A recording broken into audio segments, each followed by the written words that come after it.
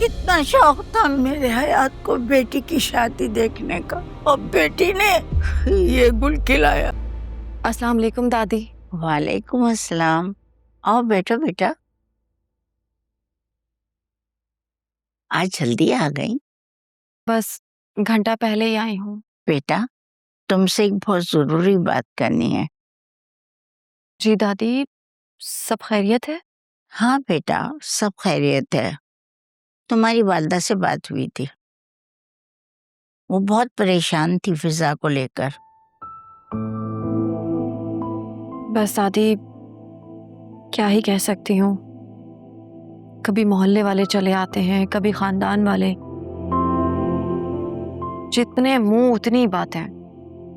अम्मा पहले ही जोया की वजह से बहुत सेंसिटिव हो गई हैं। पता नहीं ये मसला कैसे हल होगा।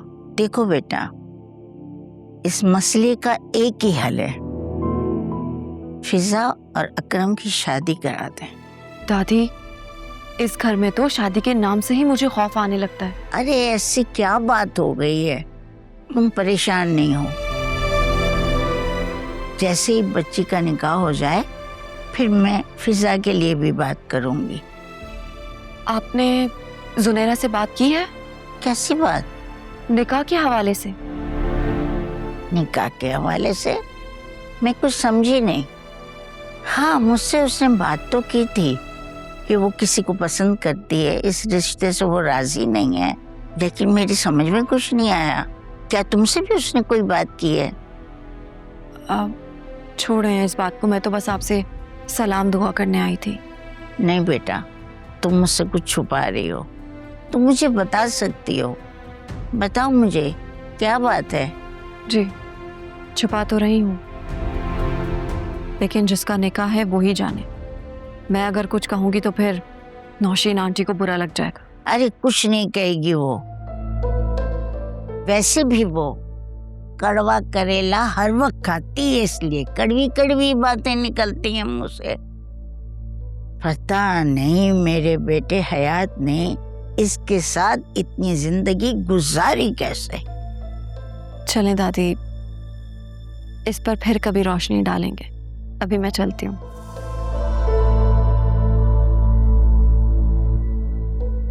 कुछ भी समझ में नहीं आ रहा, ये सब कुछ क्या हो रहा है।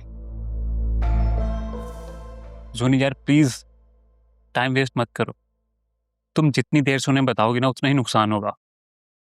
तुम अभी जाओ और जाके उनको सब कुछ सही सही बता दो। मैं नहीं बता सकती, मैं किसी को फेस नहीं कर सकती। प्लीज तुम आ जाओ। कैसी बच्चों जैसी बातें कर रही हो?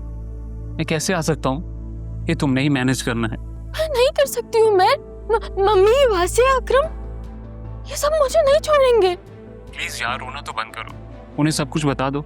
वो जो कहें वो सुन लो। तुम्हारा वीजा जैसे ही आएगा ना तो मैं तुम्हें खुद लेने आऊंगा, ये मेरा तुमसे वादा है। प्लीज हिम्मत करो, इससे पहले कि बात हाथ से निकल जाए।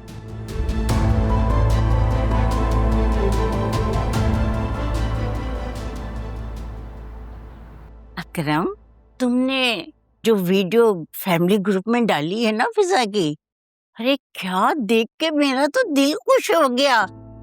क्या बहादुर लड़की है भाई, लड़कियों को ऐसा ही होना चाहिए, बहादुर। बाय द वे वो फिजा वाली जो वीडियो है कुछ ही घंटों में पूरे मुल्क में वायरल हो गई। फेसबुक, इंस्टाग्राम, हर जगह पे बस उसी की वीडियो चल रही है। वैसे अच्छा भी हो गया, पता है एयर क्लियर होना बहुत जरूरी था। हाँ मेरा भी यही ख्याल है। आपको याद है मैंने उस रिपोर्टर का आपको बताया था, शाज़मीना ने जिसका फोन तोड़ दिया था? हाँ वो ही फिजा के पीछे पड़ी थी, और वो किसी चीप सी यूट्यूब चैनल के लिए रिपोर्टिंग करती है। खानदान वाले, मोहल्ले वाले सभी फिजा के पीछे पड़ गए थे, उल्टे सीधे सवालात कर रहे थे। आपको पता है दुनिया का सबसे आसान काम है किसी के किरदार पर उंगली उठाना, और दुनिया का सबसे मुश्किल काम है किरदार पर लगे इल्जाम को भूल जाना। एनीवेज मैं जरा देखती हूँ डिनर की क्या सिचुएशन है। दादी भी मुझे बुला रही थी। Okay sure. एहसास ही रहता है कि यार जो गम दे दे वो रास ही रहता है। ये मिलना बिछड़ना तो बस खेल है किस्मत का। अब क्या इस तरह अवॉइड करोगी तुम मुझे? मेरा किसी से बात करने का दिल नहीं चाह रहा। ज़ुनैरा, 6 दिन, सिर्फ 6 दिन रह गए हैं तुम्हारे निकाह में। जो करना है जल्दी करो, और अल्लाह का वास्ता है निकाह वाले दिन तक इंतजार मत करवाना ये पेंडोरा बॉक्स खोलने में। भाभी, आप जब मेरी कोई हेल्प नहीं कर सकती तो आप प्लीज मुझे मशवरे भी ना दें। नहीं जरूरत मुझे आपके मशवरों की। तुम मुझसे किस तरह बात कर रही? भूलो मत मैं तुम्हारी भाभी हूँ।